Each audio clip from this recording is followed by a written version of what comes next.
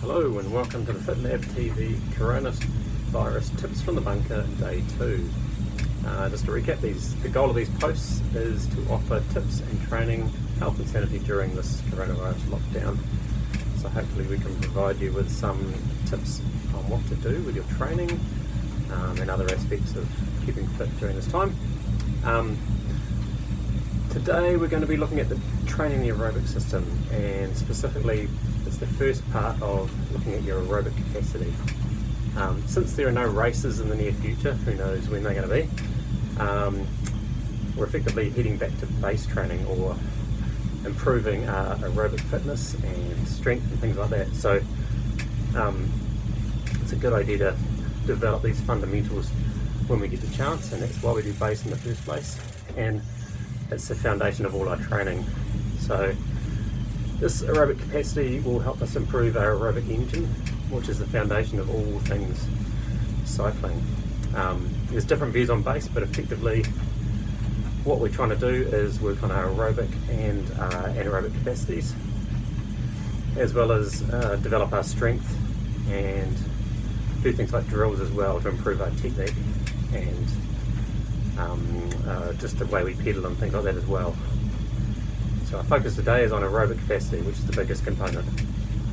This is, by definition, it's the ability of the body to perform aerobic work or work aerobically, so with oxygen, and we are also building our maximum oxygen uptake in the muscles and the ability of the heart and lungs to supply that oxygen.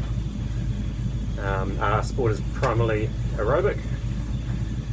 Even the best road sprinters, if you think about them, are primarily aerobic because they need to get over those hills, and they also need to finish a long stage, or you look at Milan-San Remo, it's nearly 300 k's long, 7 hours on the bike. There's a lot of downtime aerobically ticking along that you or I couldn't sit in that bunch aerobically, so they need to be aerobically fit in order to get to the finish so that they can unleash their sprint. So a lot of their training is developing the aerobic system and limiting their sprint power loss.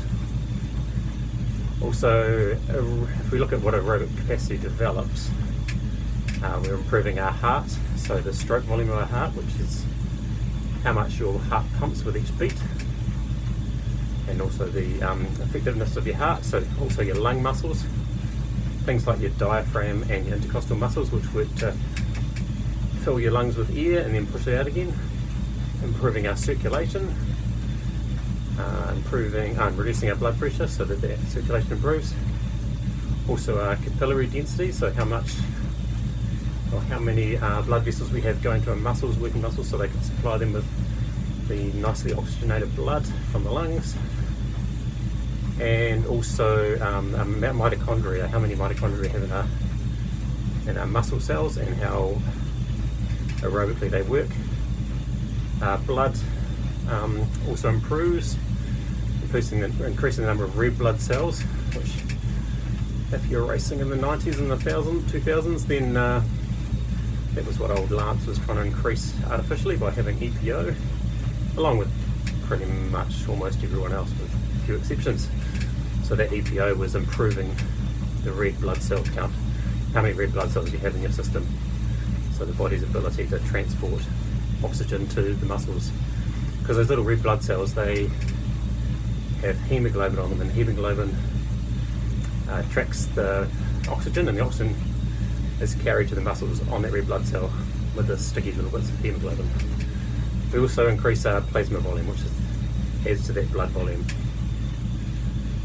So generally the best exercises for aerobic capacity are at or below what we call FitLab level 2, which is your aerobic threshold, or 2 millimoles of lactic acid generally. It is also known as ventilatory threshold 1, which is the first break point. So it's where the breathing changes, and as far as the lactate goes, or the lactate curve, if we look at that curve, it's like the first break point on the curve where it starts to go up a significant amount. It's still below your threshold, your anaerobic threshold or lactate threshold, so you're not continuing to accumulate lactate at this level, but it is where things start to go up a little bit. As far as the breathing goes, it is what they call a ventilatory threshold 1, so something changes in your breathing rate. And we can tell this by it's getting harder to talk, but we'll talk about this a little bit more later.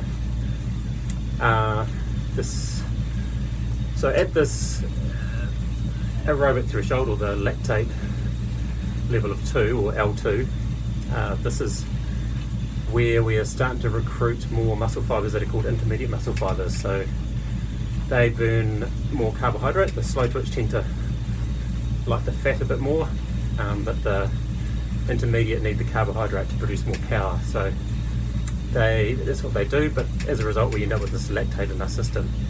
But because we're not going that hard yet, it's reusing the lactate as a fuel. So these cells actually do recycle the lactate and use it as a fuel. This keeps going on as you get intense, but at a certain point, or the anaerobic threshold or lactate threshold, at that point you can no longer get rid of it as fast as you're accumulating it. But this level is well under that. This is the aerobic threshold, so it's a lower threshold.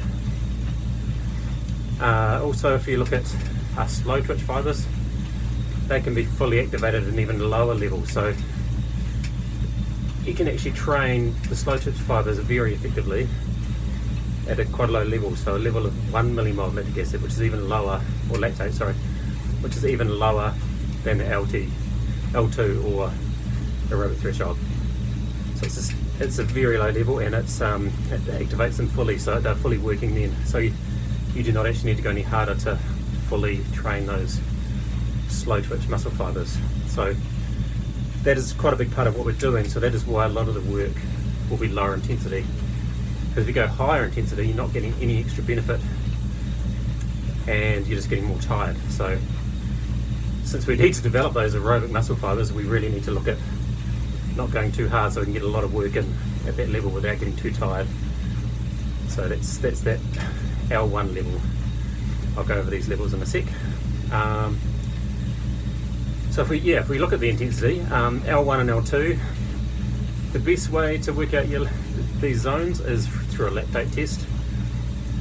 So a lactate test is where you go through different stages at increasing levels of power. So you might do, for example, a first stage might be at say 140 watts for around 5 minutes. The second stage might be 180. The next stage might be 220, 260 for the one after that, and so on. And you keep going until you can't complete a stage at that power.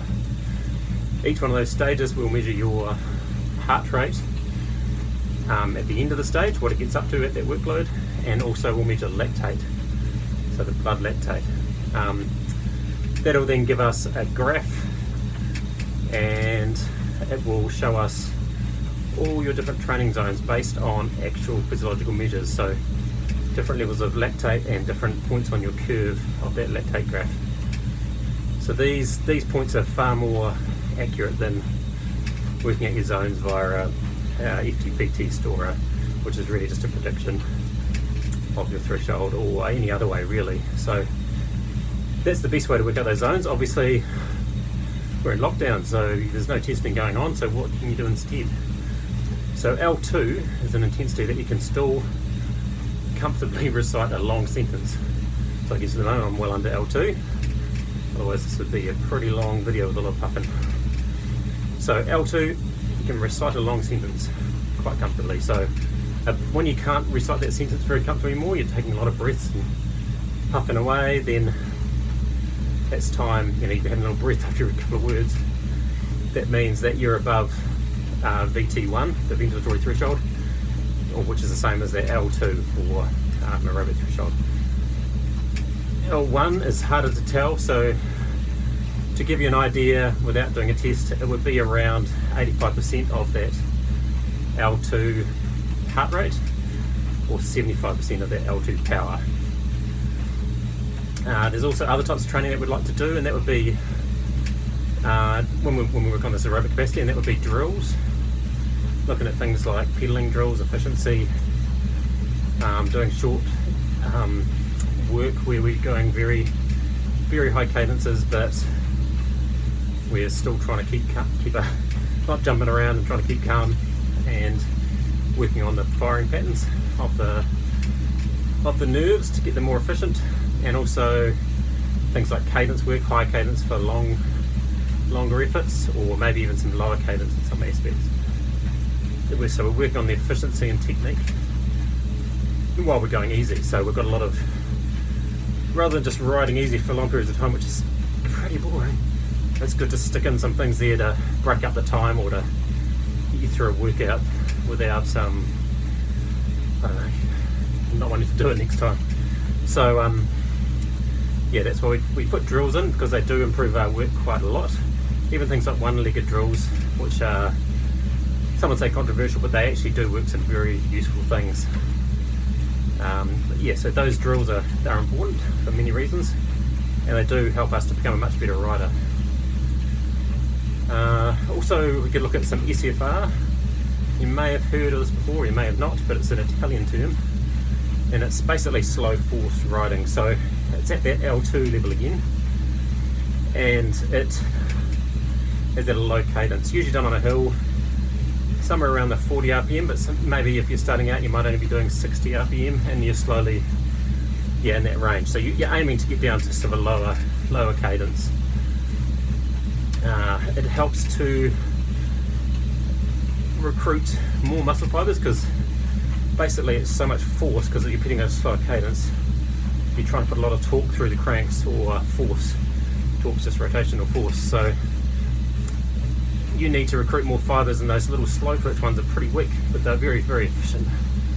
So they aren't strong enough to do that force, so you have to recruit some of those intermediate fibers again, and it helps to make them more aerobic. So when we do these, it is developing those intermediate fibers into being more aerobic. This is probably not a great idea for your more diesel type riders, because they generally need all the intermediate fibers to be as fast and as strong as they can be, so more anaerobic and powerful, because they don't have a lot of fast twitch, so they need to make the most of all the ones they can get. Whereas for a more like the sprinter types, they might be needing to get more aerobically fit or more aerobic power, so they'll be happy to do those. And also people like time trialists, so you're committing everything to that aerobic engine if you're a time trialist, so they would do them as well. Another type of workout we do is, you kind of still want to do one long ride, or at least one long ride a week. Obviously on the trainer that's a bit sucky, so there's a couple of things we can do there. We can do split sessions, so do one in the morning and one in the afternoon. Also, there's another way we can approach that as well, which is what we call a before breakfast after coffee ride at FitLab. So basically this means in the morning you get up, probably while it's still dark at the moment, but hey, it's in lockdown, it can be 10 o'clock. As long as you haven't had breakfast yet and you've had a couple of coffees, jump on the trainer and knock out, probably starting with an hour and working up to that sort of 2-hour mark. So obviously make sure you're hydrated when you get up.